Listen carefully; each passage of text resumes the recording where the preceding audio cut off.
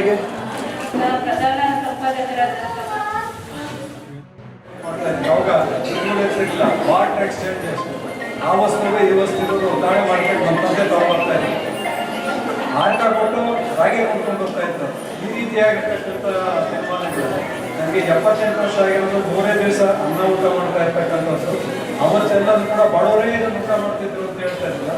ನಾವು ಅವತ್ತೇ ಶ್ರೀಮಂತರು. ಯಾಕೆ ಆರೋಗ್ಯದಿಂದ ಅಲ್ಲ, ಶ್ರೀಮಂತರೇ ಅದನ್ನ ತಿಂತಾರಂತ. ಅದೇ ತರ ಏನು ನಾವು ಆಹಾರ ಪದ್ಧತಿಯನ್ನ ಏನು ನಾವು ತಿಂತಕ್ಕಂಥ ಆಹಾರವನ್ನ ಕರೆಕ್ಟಾಗಿ ನಾವು ಮಾಡ್ಕೊಂಡು ಬ್ಯಾಲೆನ್ಸ್ ಡಯಟ್ ಅನ್ನ ನಾವು ತಿಂದಿದ್ದೇ ಆದ್ರೆ ಯಾವುದು ರೋಗ ಬರೋದಿಲ್ಲ. ಡಿವಿಜನ್ ಹೇಳಿದಾಗೆ ಹಳೆ ಬೇರು ಹೊಸ ಚಿಗುರು ಮರ ಸೊಪ್ಪು ಅನ್ನೋ ರೀತಿಯಲ್ಲಿ ಏನು ನಮ್ಮ ಹಳೆಯ ತಾಂತ್ರಿಕ ನಮ್ಮ ಪೂರ್ವಜರು ಏನು ಬಿಟ್ಕೊಟ್ಟಂತಹ ಏನು ಆ ತಂತ್ರಜ್ಞಾನವನ್ನ ಮತ್ತು ಆ ಏರ್ಪಟ್ಟಂತ ಆಹಾರ ಪದ್ಧತಿಯನ್ನ ಈಗಿನ ಜನ ಅದನ್ನ ಬಳಸಿದ್ದೇ ಆದ್ರೆ ಇವತ್ತು ಕೂಡ ನಾವು ಹಾಸ್ಪಿಟಲ್ ಸಂಖ್ಯೆ ಕಮ್ಮಿ ಮಾಡ್ಬೋದು.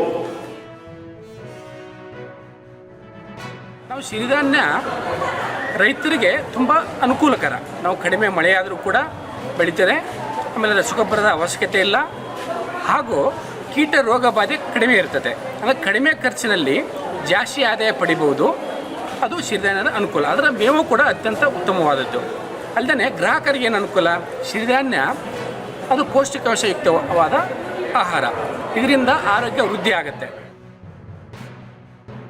First point. ಮತ್ತು ಮಕ್ಕಳಿಗೆ ಹೊರಗಡೆ ಬೇಕ್ರಿದು ತರಬೇತಿ ಅವೆಲ್ಲ ಬೇಕ್ರಿ ತಿನಿಸುಗಳು ತಿನ್ನಿಸಿ ಆ ಮಕ್ಕಳಿಗೆ ಮೈದಾ ಡಾಲ್ಡಾ ತಿನ್ನಿಸಿ ಆರೋಗ್ಯ ಹಾಳಾಗ್ತಾಯಿದೆ. ಹಾಗೆ ಗೃಹಿಣಿಯವರು ಫಸ್ಟು ನಾನು ಎಲ್ಲ ಕಡೆ ನಾನು ರಿಸರ್ಚ್ ಪರ್ಸನಾಗೂ ಕೆಲಸ ಮಾಡ್ತೀನಿ.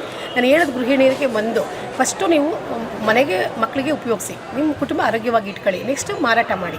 ಅದನ್ನು ನಾವು ಅಭಿವೃದ್ಧಿ ಹೊಂದುತ್ತೀವಿ. ಸ್ವಾಭಿಮಾನದ ಬದುಕು ಕೂಡ ಮಹಿಳೆ ಬದುಕ್ಬೋದು. ರಾಗಿ ಕಜ್ಜಾಯ ಮಾಡಿದ್ದೀನಿ. ಇದು ಪ್ರೋಗ್ರಾಮ್ಗೆ 3 ವರ್ಷದಿಂದ ಇನ್ವೈಟ್ ಮಾಡ್ತಾಯಿದ್ರು. ಒಂದು ಸಾರಿನೂ ಅಟೆಂಡ್ ಮಾಡಿರಲಿಲ್ಲ. ಈ ಸಾರಿ ಅಟೆಂಡ್ ಮಾಡೋಣ ಅಂತ ಹೇಳ್ಬಿಟ್ಟು ಅದಕ್ಕೆ ಇವರು ನಮ್ಮನ್ನು ಕರ್ಕೊಂಡು ಬಂದರು. ಹಾಗಾಗಿ ಫಸ್ಟ್ ಟೈಮ್ ನಾನು ಅಟೆಂಡ್ ಮಾಡಿದ್ದೀನಿ. ಇಂಥ ಖಾದ್ಯಗಳನ್ನು ಮಾಡೋದು ಖುಷಿ ಅನಿಸುತ್ತೆ. ಫಸ್ಟ್ ಟೈಮ್ ರಾಗಿ ಕಜ್ಜಾಯ ಮಾಡೋದ್ರಿಂದ ಹೊಸ ರೆಸಿಪಿ ಅಂತ ಅನ್ನಿಸ್ತು ನನಗೆ. ನಾನು ಹೊಸದನ್ನು ಕಲಿಯೋದಕ್ಕೆ ಅವಕಾಶ ಸಿಕ್ತು. ಜೊತೆಗೆ ಇಲ್ಲಿ ಬಂದಿರೋದ್ರಿಂದ ಎಲ್ಲರೂ ತುಂಬ ವೆರೈಟೀಸ್